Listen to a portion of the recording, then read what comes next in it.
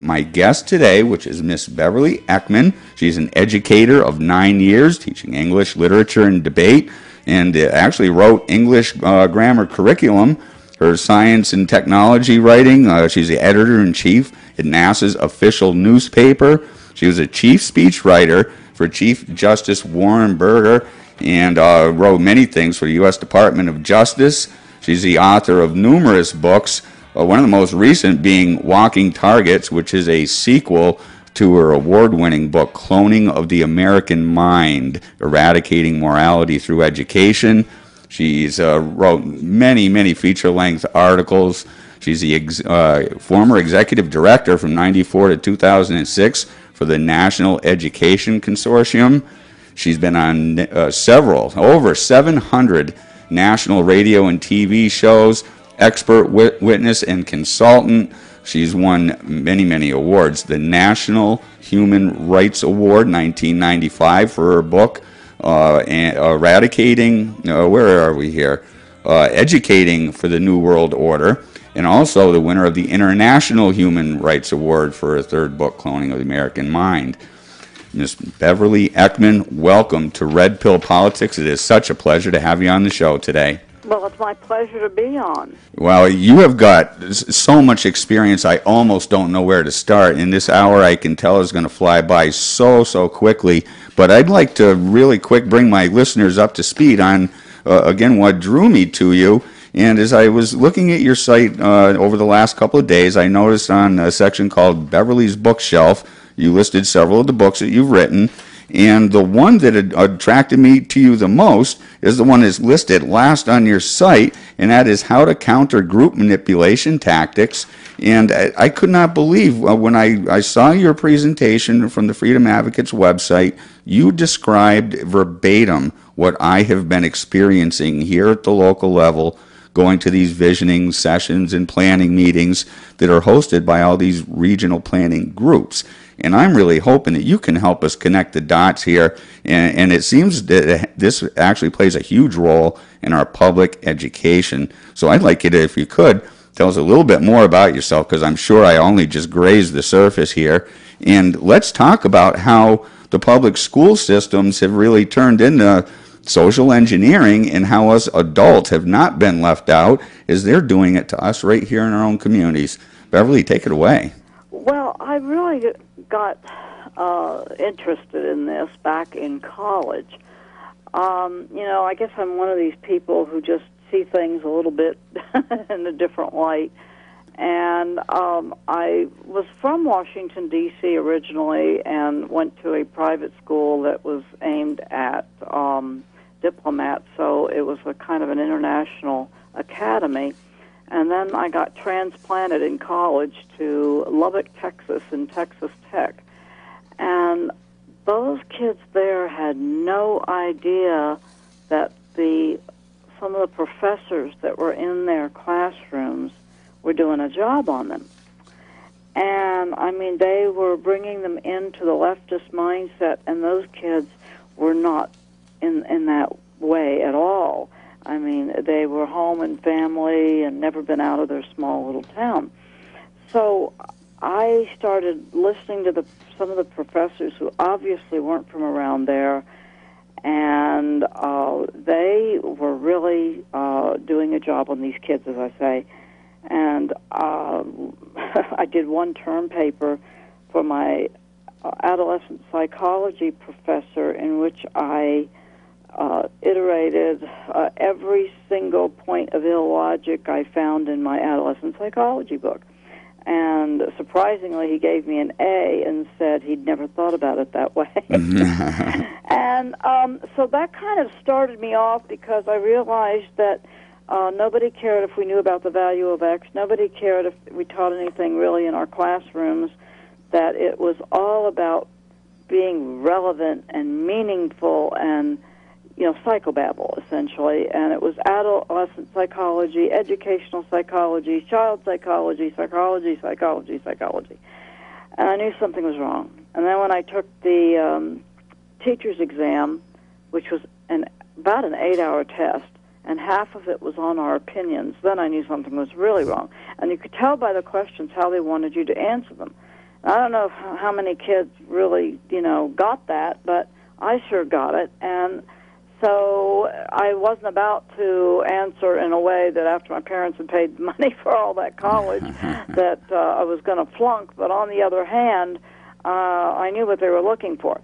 So that kind of started me off. And then when I got in the classroom in California, my husband and I moved to California. And, of course, they were all involved in politics in there, but leftist politics, of course. And those kids didn't get the leftism part, but they were very highly political. It wasn't like they didn't care. They just simply had it all wrong. And so I started going to American Opinion Bookstore and getting tons of film strips and books and showing the other side of the coin, basically. I showed it from both sides, and I got them to think about what they were actually seeing and talking about and what they were seeing on TV. And then when I got back to Washington several years later, I ditched education at that point because it wasn't for me the way that teachers were expected to be social workers. But I went into the Voice of America. I became a top speechwriter for the director there, and I had to have a top secret clearance. And one of the people that I interviewed was for the Voice of America newspaper, which went out to, some 3,500 people, or I'm not sure of that number, but it was a very large group internationally that was with the Voice of America in foreign countries and here. And so I interviewed this fellow that I won't say his name. He has since retired and has written his own book, but even so, I won't mention his name. But he specialized in helping people defect from the Soviet Union, among other things. So one of the books that he had sitting there was called Social Psychology and Propaganda. And it was just there. And I was waiting for him. He'd gone down the hall, and I thought, well, that looks interesting, and it also looks sort of familiar. But so I just kind of was leafing through it. And when he came back, I said, could I borrow this? And he said, well, it's classified. And I went, oh. And it was soon declassified. But I said, well, I'm right down the hall. You know where I am. I said, I'll bring it right back. And I took it home, and I thought, why does this thing seem familiar? And then I knew what it was. I grabbed this book off the shelf that was called, Training for Change Agents. And it was by Ronald and Mary Havelock, married couple, I guess. And it had all sorts of behavioral psychologists in their opening, the contributors to this thing. And among the chapters was how to eradicate information and knowledge in a person, how to eradicate attitudes, how to start rumors, and it just went on. And then I looked at the Social Psychology and Propaganda book, and it was the same kind of chapters. And I went, oh. And I thought, that's why it's familiar. And then I hadn't seen it initially, but I looked on the cover of Training for Change Agents, which had, by the way, a contract number on it from what was then the Office of Education under Health, Education, and Welfare. And so that means we had federal funding involved in it. And I looked on the cover, the top cover, and it had in the background ISR. And I went, whoops, I didn't notice that. I opened the other book, and it was ISR Moscow. That is Institute for Social Relations, or Social Research, I'm sorry. And that's a Moscow outfit, which is international, so it was communist. And in the Social Psychology and Propaganda, of course, the whole front title page was in Russian. But it was translated into English, and what they had done, the reason it was classified is they had confiscated it from Grenada. So needless to say, I had a lot of reading. And it was just like I couldn't let go of it. I suddenly realized this stuff is over here. Yeah, and this is what has essentially been incorporated into our curriculums and what shapes our public school and now. The teachers are learning it and not even knowing they're getting this. That was going to be one of my questions to you. Were the students that you referred to earlier at the time? I mean, were they used to critical thinking? Are the teachers that we just spoke about? I mean, did this simply go over their head, or did they know what was actually happening and what it was being shaped into? Well, they didn't seem to be at the time. But then when the NEA, you see, it was not the National Education Association, was a federal, a national, not federal, but a national body. But it didn't insist that every teacher join the local, state, and national association. You could pick and choose which one you joined, if any at all. Mm-hmm. So you kind of were able to teach and kind of go out on your own, but the problem was it wasn't 5 years before they put out, I guess, a phony poll and started asking teachers whether they would support mandating that every new teacher joined all three organizations. Now, when I was in college, and that's back in Lubbock, Texas, they had already said, well, if you don't join your professional organization, you're not considered a professional. Well, this thing was anything but professional. I mean, they were putting out yellow journalism-type leaflets in our boxes and everything, and it was like an us versus them, the management versus the peons, which were the teachers. And I thought, this is not professional. And it was very leftist. I could recognize that right off. Anybody that was thinking could. And so that was a real big problem because, and that was one of the reasons I ended up leaving, a secondary reason, because the National Education Association was suddenly putting out all these agenda items and everything. A lot of them had nothing to do with education or schooling at all. It was simply societal, leftist things, like your sustainable, what's called sustainable development now. But it was one thing after another, anything that they could think of to turn the country in a leftist direction, kind of like Berkeley was in the 60s, they would do. And the kids, they didn't get it, and a lot of the teachers, they thought they had joined that organization so that young ones that were just coming along wouldn't be paid more or as much as experienced teachers, and of course there was something to that. Mm-hmm. And that's why they joined. That was the way they roped older teachers in.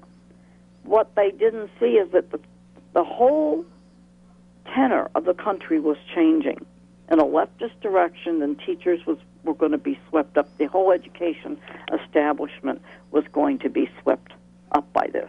Well, some of the worst tyrants in the world realized that you can actually control a culture by co-opting a generation of kids. They knew that to control the mind of a child from like the age of 5 to 18 was less of an investment, and rather than trying to change their mind after these things have been established. That's right. Well, that's always been the case, and every country, dictatorship has known it, and so do religious organizations. I mean, they know that if you inculcate good morals, values, young, that's going to be helpful, and that you're more likely to get that inculcated firmly for the rest of the child's life than you are if you start when the kid's 16. So, I mean, this isn't an unknown psychological phenomenon. But on the other hand, the way the leftists were using it was not in a good direction at all, and plus it was subtle. Uh-huh. It was very subtle, and, if you weren't looking and you hadn't read books like the ones I had, you might not notice. Now things drastically changed after I got out of high school, and shortly thereafter, I mean, there was just a night and day difference from what I remember as a very young child in grade school.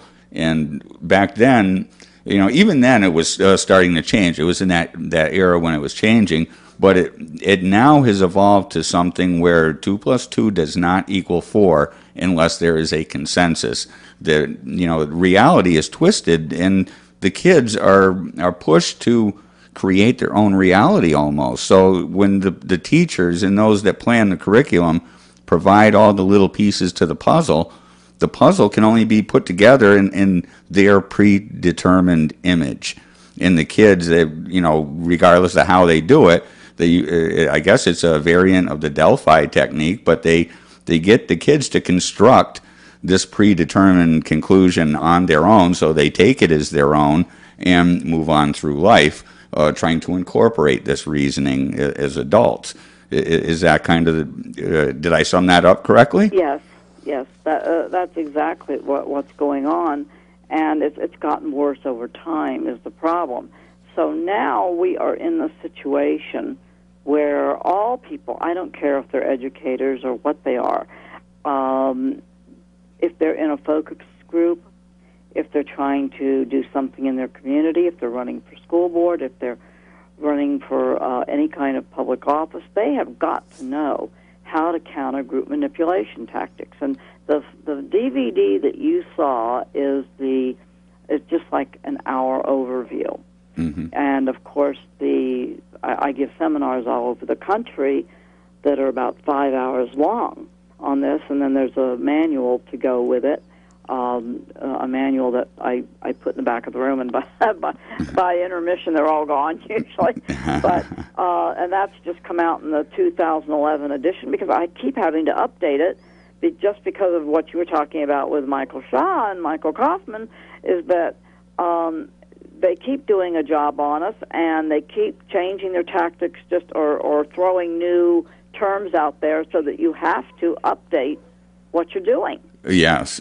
But what was uncanny is that you did that seminar 7 years ago, and as I was listening to it, not just your segment, but all segments of that series, mm-hmm. and I could not believe that so much of what was projected actually came true, and I'm seeing it in real life right now. Now, let's spend a little bit of time on this group manipulation because it is very real. I have been to several of these visioning sessions, they call them quite often, consensus meetings, stakeholder meetings, and I think the most scary one was probably the most recent one where I went to a meeting right here in Northampton. It was on the new Valley Vision and how sustainable development is going to be incorporated right here in our region, and there was a total of 5 people that represented the 39 towns in the region. So that's scary in itself that 5 people are making these decisions for all of us and saying, yeah, we agree. And the most classic that I was to was an event 2 years ago when the CDC put on a series of 10 workshops around the country when they were trying to push the pandemic bill here in Massachusetts. They were using the swine flu scare. And it was classic. It was what you described in your lecture almost to a T, where they had 6 or 7 people at each table. They had a moderator that supposedly was a fence rider to keep us on topic, and tried very hard to shift the whole crowd into a consensus and around what they termed was a full throttle approach to vaccination. In other words, forced vaccines. Right. And it was classic. It was what you described, but explain to the people who may not be familiar with what's going on here what the consensus process is and some of the tricks in the language used to sway good people into doing bad things. Well, for one thing, you have to understand that there's a moderator of the discussion, or he seems like a moderator. And they call themselves moderators, facilitators, usually. But what they are trained agitators and provocateurs. And you have the best thing to do is if you are going to go to one of these things, find out who's funding it first of all, so that you can kind of get an idea. And that's whether it's a focus group, a task force, a committee meeting, or whatever it is.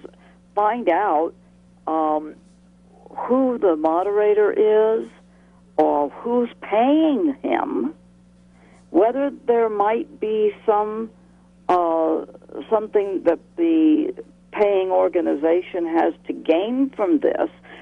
Find out that kind of information first. But what he's going to do is he's going to take charge of what I call the psychological environment. And I call it, disparagingly, climate control. But you have to take the debate back from your adversary, or don't let him get it in the first place.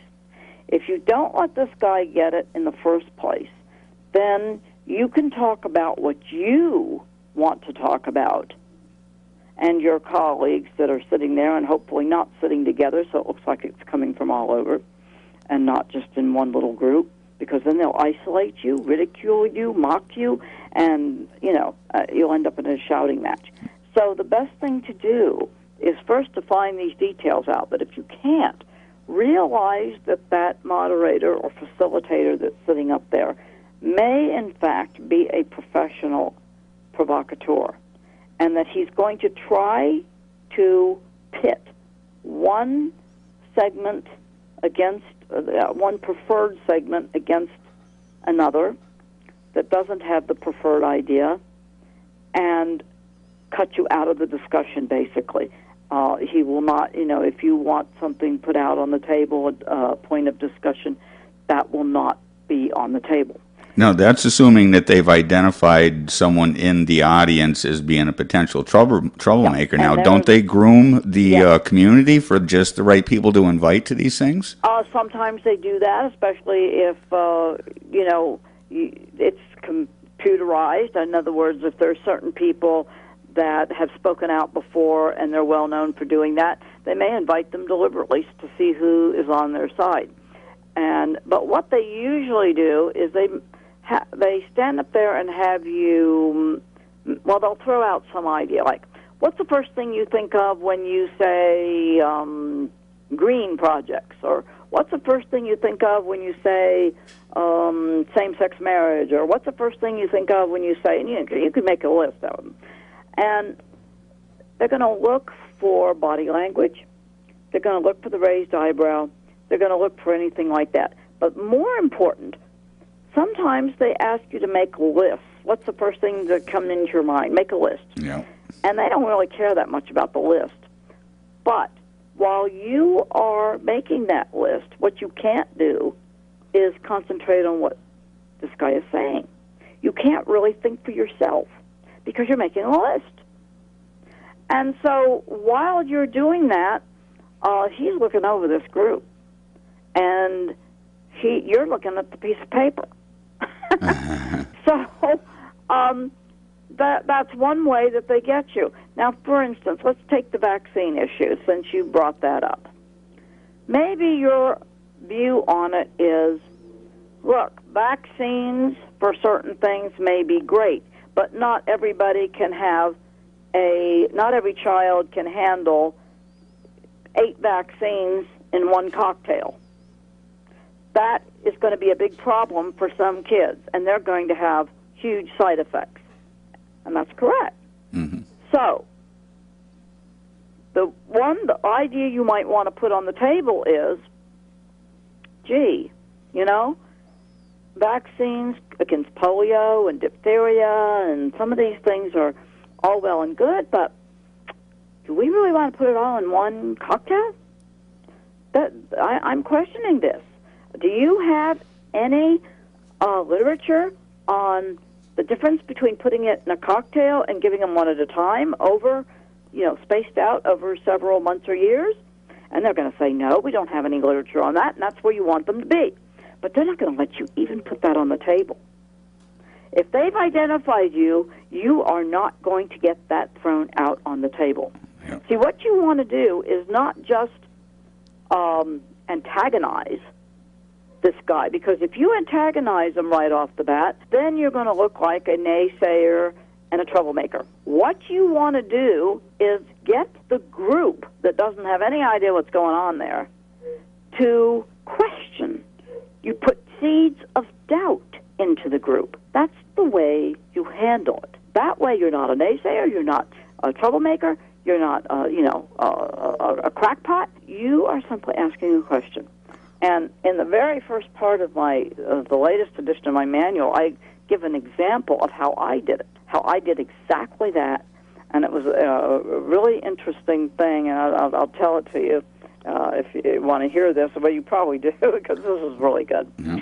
Well, a few years ago when I was working at a federal agency, the Justice Department actually, they had a combination sexual harassment AIDS awareness workshop, and it was mandated for all the employees. We had to select one of 3 days. Well, most of us expected that it would all be about political correctness, but, that's the way it went. So, my colleagues, they didn't mind one way or the other. They'd seen it before. And so they all put down a date. And when they got in there, the day of the required workshop, there was a predictable facilitator. And the lady who served as this facilitator began by asking, what pops into your head as soon as I say AIDS, HIV, sexual orientation?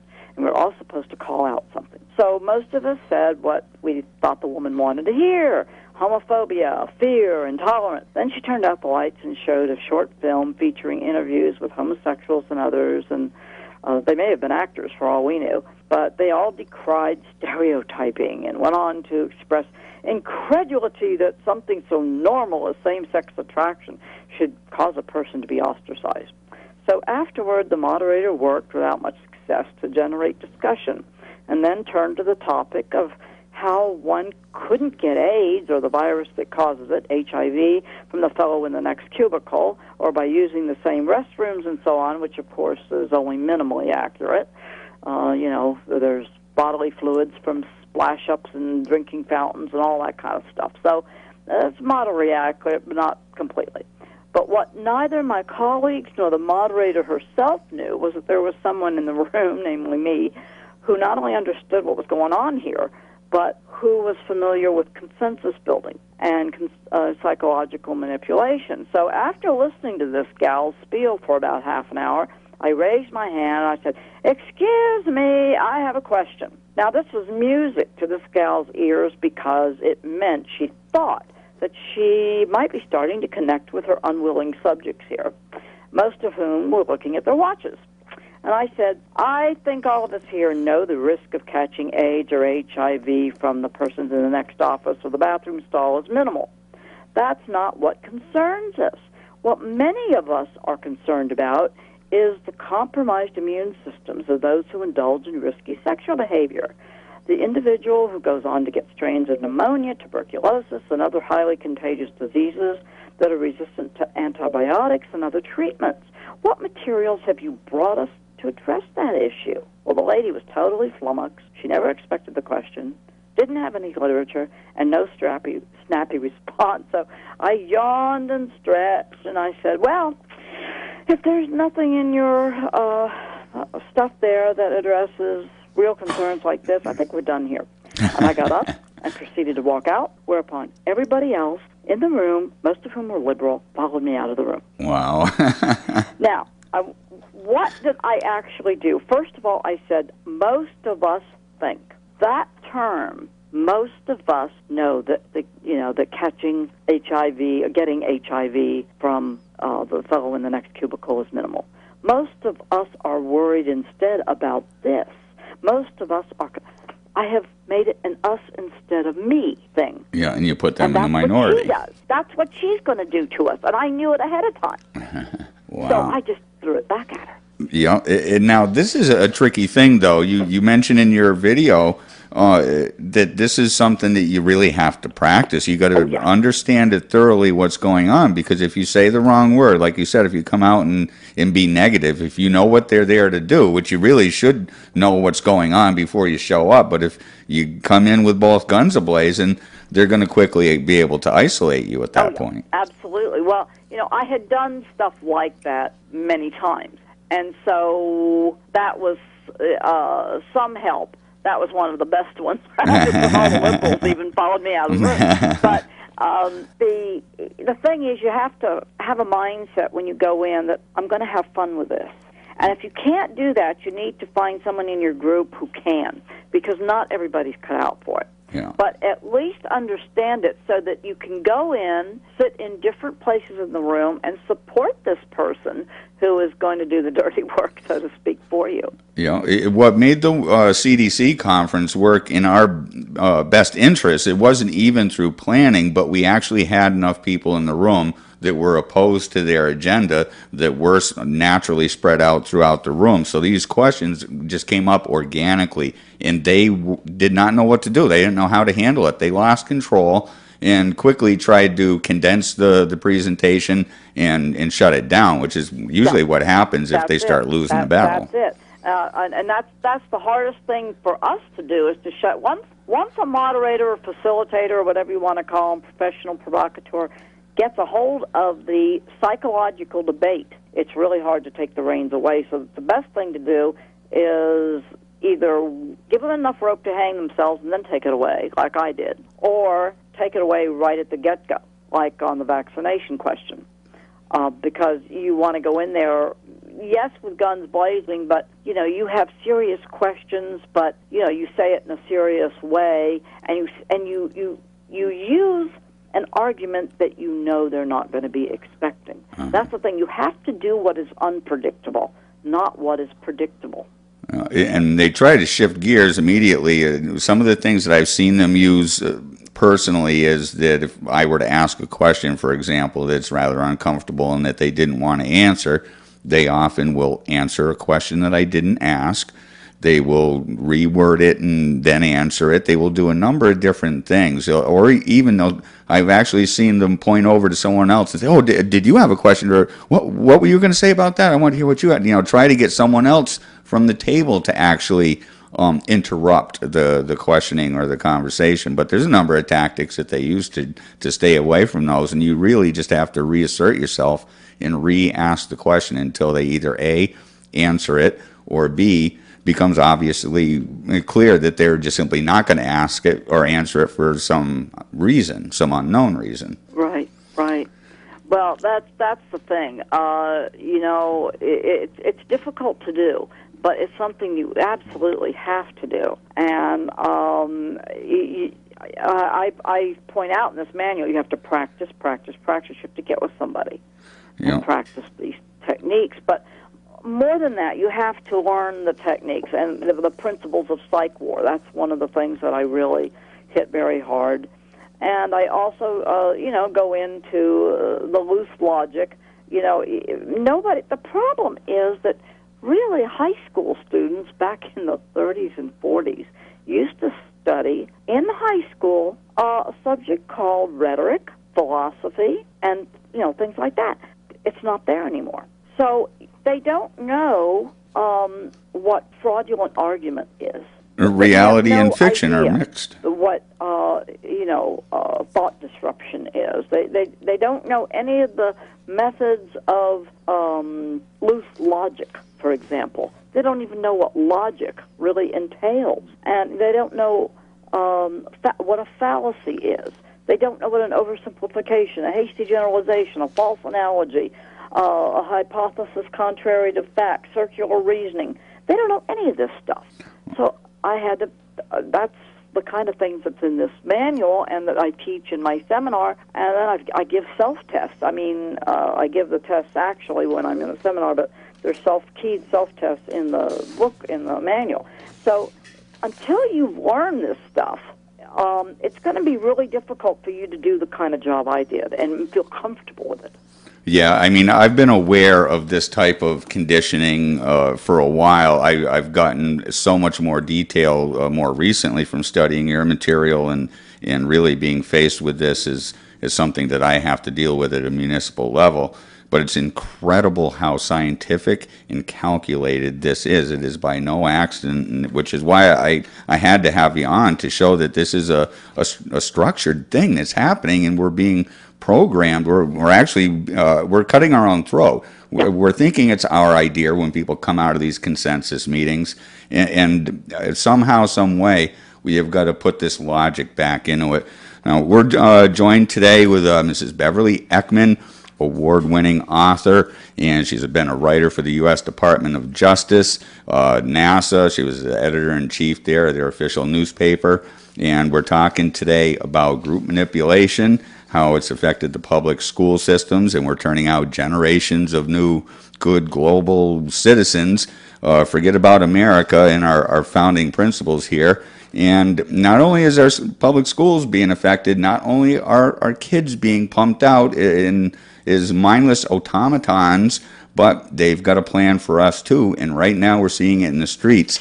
And it's in the form of pushing sustainable development. And I'd like to spend the second half of the show here talking about that and kind of relate, if you could, for the folks, what types of little meetings are we looking for here? Who would possibly be putting on meetings that would push sustainable development as defined in the United Nations Agenda 21? Oh, there's a lot of organizations that will do that sort of thing, including some you wouldn't even expect. But, the National Education Association would do it.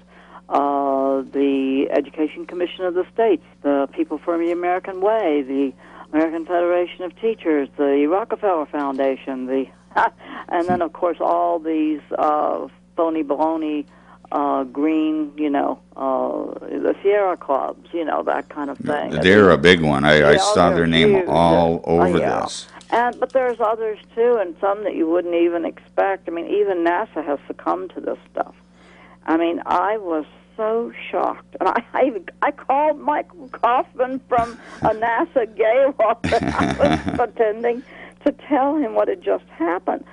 They had a speaker, and the advertised topic of his speech was going to be, satellite communications and how they have come along from the early days to the present, the historical development of them. And so we were all looking forward to that. Well, we got in there, and there's at least 1,000 people sitting in this auditorium, and suddenly it's all about global warming and a slideshow. And he was very slick, but it wasn't the guy that was going to present the satellite thing. I mean, there was some mention of satellites in passing, but it was not the guy that was going to speak, and it wasn't the presentation that we had signed up to hear. The old bait and switch. And I was furious, really, because this guy was so slick that I don't think a lot of the people there, despite their PhDs and whatever else they have, really understood that, because it was so entertaining. I mean, he had little cartoons and a PowerPoint slide that were funny, and he was funny, and by the time you got through, you didn't realize you'd been had. But the message was clear that if NASA didn't sign on to global warming, they're going to lose their funding. Now, do we see? Is that what's happening here? Are we seeing that now? In fact, I just got an email, and it was, I think it was from the Washington Times or Post. I'm not sure which one, but they all have it now. I mean, it's all over now in various newspapers. But that NASA's funding levels and days may be numbered. I mean, but we didn't use them for the things that we could have. We could have, geosynchronous orbiting satellites to garner solar power to a grid on Earth, microwaving it to a grid on Earth, and then go all over the country with it. I mean, we had that on the drawing board in 1978. We never followed up on it. I mean, we could have been doing something with NASA and our satellites and so forth, and instead we wasted it. I mean, not totally wasted it. Hubble's very interesting, and of course, everything to do with outer space and black holes and, the sunspots and all the rest of it is very interesting. But if you really want to get the public involved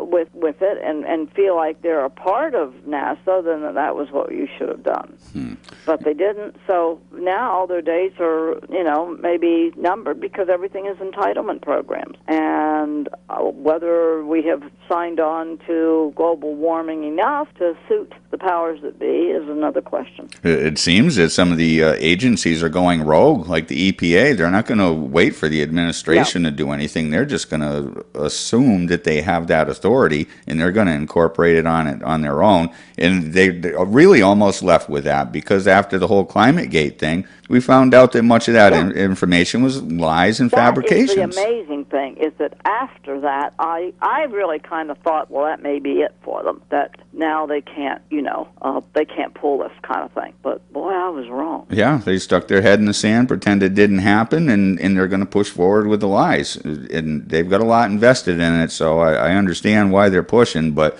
this is clearly a fraud. What I was taught in college, I went to school right here at UMass, and I had instructors very, very clearly prove to me that glaciation is something that happens on a cyclic basis. We have it over and over and over again. The government has known about this fact for quite some time, and they're using the environment and some of the natural things that occur in the environment to really push total control. Yeah. And that's what this sustainable development really is. Oh, man, once I got into it and started really digging into what the provisions were, what it was calling for, the biodiversity assessment report, which came right out and said that private property is unsustainable. Single-family homes, dams, ski areas, forestry, all these things that made our nation great are now at peril, where we may lose them to government control. And I don't see where the government has been able to manage too many federally run programs. And this goes beyond the federal government. This originates at the United Nations. Yeah. And so does most of education. That's coming through UNESCO. Right. And it has for a long time, and the sex education programs and so on. And this is what people don't understand. And another thing they don't understand is that a lot of their things that they mandates and that kind of a thing actually are there were trial balloons once, and they came through something called the Commission on Uniform State Laws. And what that is a way to get the state to draft all similar bills so that it sounds maybe a little different in title, but the particulars are the same. And they do that, and pretty soon it's all over the country, and then they can go national. Yeah. I mean, it's really, it's very, very underhanded. Now, how much of a foothold has this whole sustainable development and smart growth got in your area? Well, Maryland got rid of Agenda 20. Certain parts of Maryland, let's put it that way, managed to defeat Agenda 21 stuff, and most people didn't even know it was happening. But they did anyway. And the thing of it is, it's going to be just like the marijuana law. It's going to keep coming back and back and back, or the marijuana issue, medicinal marijuana, which, of course, isn't medicinal at all. They're going to keep on with that. It doesn't matter how many people don't like it. It doesn't matter anything. They're just going to do what they want to do. But we can count on them using this consensus process, right? Yeah. I mean, they're pretty fond of this. I don't think this is going to go away. They'll come back again. They'll keep coming back. If you keep coming back as often as they come back, yes, you can defeat them. Wow.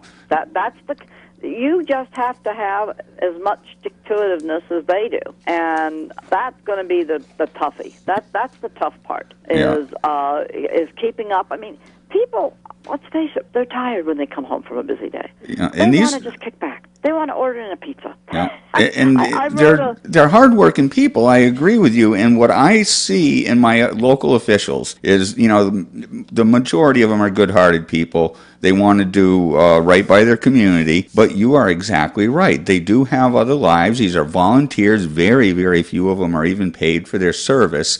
And, it's pitched to them in a flowery packaging by these professionals, these change agents that you described. Right. And it is so easy for them to say, well, sustainability is a good idea, and they go along with it.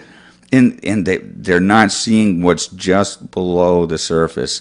No. And really, moreover, they don't realize that what has been set up around them, these people that are pitching sustainability to them and smart growth and rewilding, they come from a Soviet system of councils. That's what we've got set up now. We are giving up our local rights and authority to regional entities. And here in Massachusetts, I talked about this with Mr. Kaufman, is that we've done away with most of our counties. So the protections, the constitutional protections that we used to have to our county government, they're all relegated to giving out restraining orders now. Mm-hmm. County government's gone. And no more than did they get rid of it, and they started talking right out the other side of their mouth saying, we need to regionalize. That would be so much more efficient. Yep. And up come these Soviet councils, the regional planners. They're unelected. There's not a ballot box in this state that we can get rid of these guys if we don't like what we're seeing. Yeah.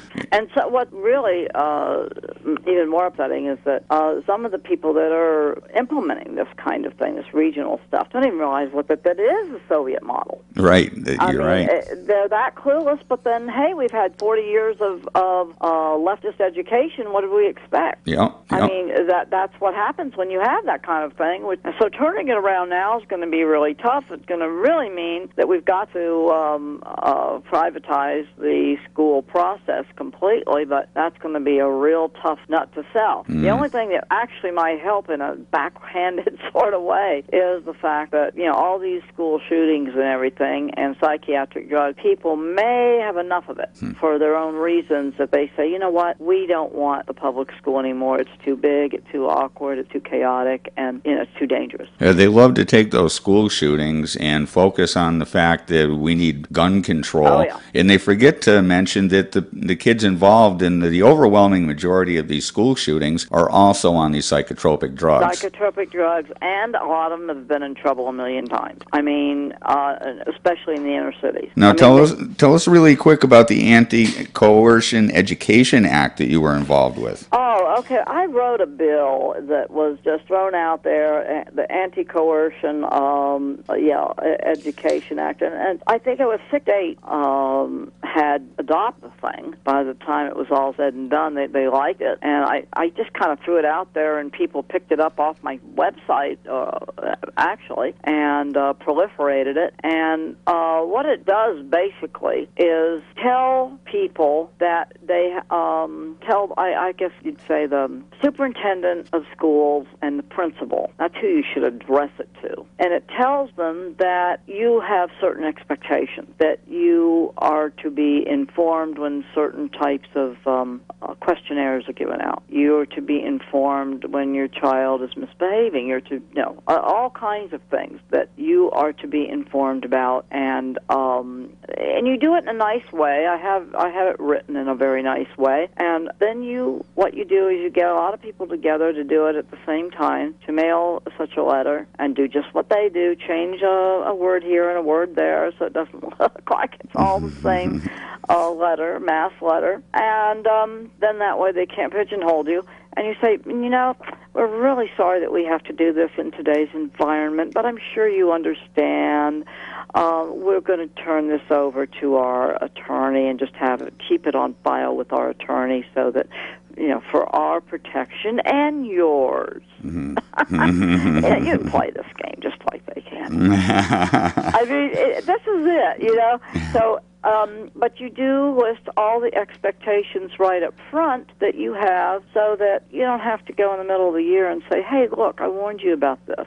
And that's what happened to me. I wound up as a homeschool parent myself for that exact reason, as I kept on getting blindsided at the end of the year, and it was an annual event for them to try to drug my son. I could not get it through their head that the absolute last thing that I wanted to do is get him on a medication. I wanted to explore every other possible avenue, techniques for him to learn. It turns out there was never anything wrong with him. Miraculously, when I wound up co-chair of the Parent Advisory Council, things got better for him in terms of their evaluation of him. However, it got to the point where I was just unacceptable. Right. They didn't want to give me the right time of day, and one event that by rights I should have pushed it and had the school psychologist arrested, but I just handed him a letter and withdrew my kids. And it was the hardest thing I've ever done, but it was the best thing I probably have committed to doing for my children while they were children. Yeah, that's it. It is a hard thing to do, and hopefully, homeschool isn't for everybody. Not everybody has the patience. That's why we send our kids to school, But you have to take the ball, and you have to be the boss, and it's very difficult to do these things sometimes, but we have to do them, and we have to take the time, and we can't just veg out in front of the TV because we're really at risk now, and that comes before everything else. Yeah. Now, is there something? Can parents feel that there is something that they could do? Could they become part of their school committee and actually have changes to the curriculum? Well, yes and no. It depends on the school district, of course, and sometimes they can weigh in with things. But generally speaking, the powers that be at the district and county and so forth level are already made up before you ever get in there, and so even if they allow you to look over something, and a lot of times they actually escort people off the public school campus who are looking through the offerings, the books, the curriculum, and stuff like that. They don't want any of that. I mean, it used to be that you could just, hey, I'd like to spend a day in my child's classroom. Because if he's acting up, especially, I want to see what he's doing and see what what maybe I can do about it and that sort of thing. So you used to be able to do that, and you certainly could in the private school.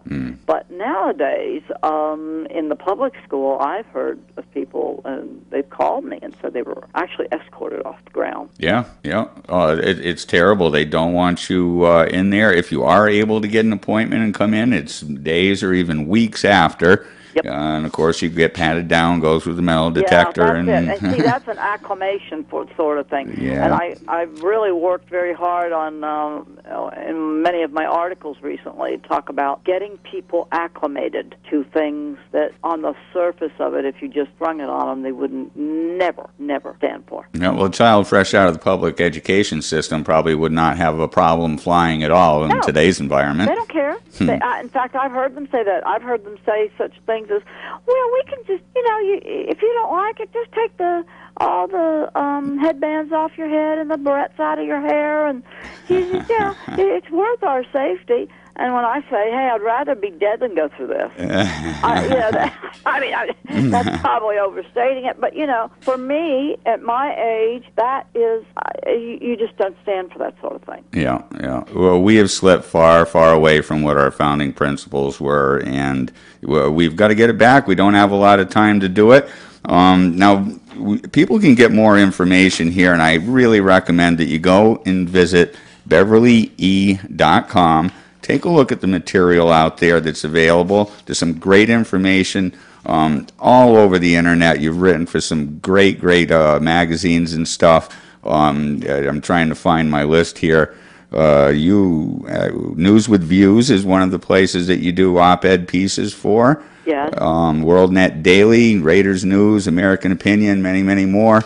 I highly recommend. Yeah, the New American has on both a magazine, hardcover, and online e-zine. That's what they're calling them now. Yeah. Online service too. So, and a lot of them do. Chronicles of the American Culture, and I've written for the Washington Times occasionally and so forth too. And I have a lot of books. So, I've pretty much covered that.